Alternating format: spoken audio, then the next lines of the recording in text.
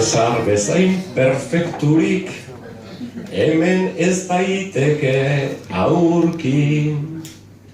Ez dakit ziur robot den, edota dugun gizaki. Baina berake igual akas bat, badu ima humano izaki. Bere ikasle izan zen honek, ze falta zaio baki.